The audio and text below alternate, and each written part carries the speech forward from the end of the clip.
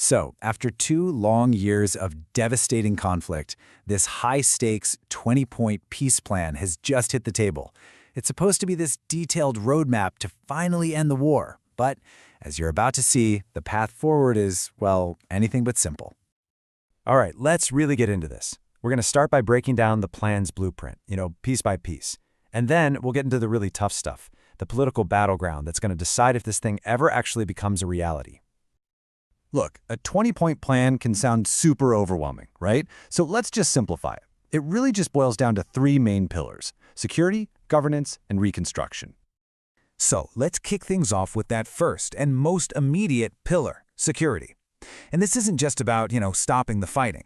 It starts with a total ceasefire, then moves to a staged withdrawal of Israeli forces, and, this is absolutely key, it calls for the complete demilitarization of Gaza. We're talking destroying tunnels, offensive weapons, the whole deal. Okay, so pillar number 2 is governance. And to really get your head around this, here's an analogy. Imagine a city just got slammed by a massive hurricane. You can't just hand the keys back to the mayor the next day, right? First, you need an outside emergency team to come in and restore the basics: water, power. While they're doing that, a temporary council takes over the day-to-day stuff. All of this is happening while the original city government is being totally reformed to deal with this new reality. That's pretty much the model they're proposing for Gaza. And here's exactly how that analogy plays out in the actual plan. You'll have a temporary committee of non-political experts, they're called technocrats, running the daily services. They'll be overseen by an International Board of Peace, and a brand new International Stabilization Force, or ISF, will handle security. The whole long-term goal here: to eventually hand control back over to a reformed Palestinian Authority, which, you'll remember, is the internationally recognized governing body for Palestinians. And that brings us to the final pillar, reconstruction. And the scale here, wow, it is just staggering.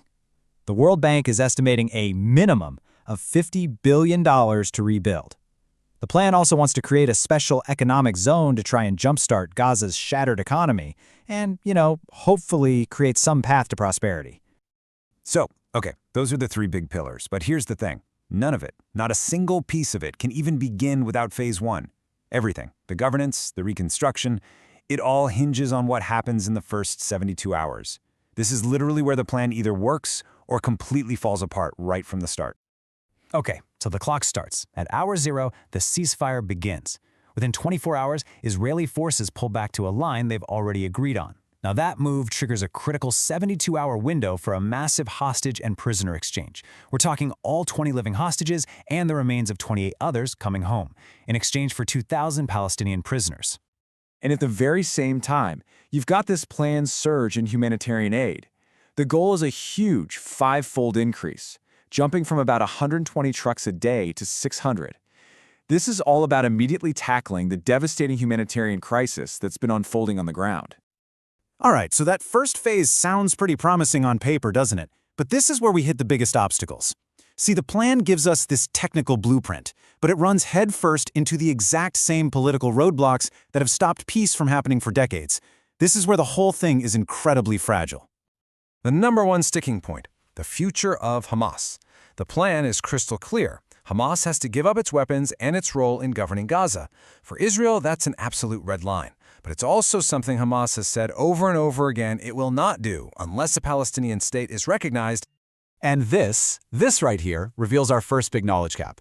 The plan talks about using independent monitors to oversee Hamas disarming. But who are they? I mean, which countries are going to send troops for that? And most importantly, what power do they actually have to enforce this if Hamas just says no? The plan, it's completely silent on that. So let's say you could magically solve the military question. The political one is still sitting right there. Both sides are digging in their heels about who gets to govern next. Israel says no way to the current Palestinian Authority until it's totally reformed. Meanwhile, Hamas says any new government needs national consensus, which, let's be honest, everyone sees as code for them getting veto power. And then you've got these huge logistical hurdles. Experts are warning that deploying this international stabilization force, well, it's not like flipping a switch. Think of it more like trying to assemble a multinational deep-sea expedition in a single week. A process that would normally take months and months of careful planning to coordinate all the different countries, languages, and gear. This brings up our second huge knowledge gap: legitimacy. This international board, this stabilization force, It's all being created with zero local Palestinian input. So the billion-dollar question is, how can this new authority possibly gain any local trust? If people in Gaza see it as just another form of foreign occupation, it's dead in the water before it even starts. But maybe the biggest challenge of all, what some experts are calling a potential fatal flaw, is that the plan completely sidesteps a clear path to a two-state solution. Without that final political goal on the horizon, any peace you get now is probably just going to be temporary. And let's be real, right now there's just no political will for it. After the October 7th attacks, polling shows a solid 65% of Israelis are against a two-state solution, mostly because of security fears. And the peace plan pretty much reflects that political reality. It just offers some vague language about future dialogue instead of any real firm commitments. So what's the big takeaway here? On one hand, this plan offers a tangible, even if it's super fragile, path to stop the immediate violence. That's a potential breakthrough. But on the other hand, it feels like a very modern structure built on the exact same shaky foundation of political conflict that has made so many other peace plans just collapse. In the end, it all comes down to whether this detailed blueprint is actually enough to solve those deep-seated conflicts that have doomed every other effort. And that leaves us with one last really critical question to think about. Is the goal here a truly independent and peaceful future for Gaza? Or are we just watching the beginning of a new, long-term, internationally managed occupation?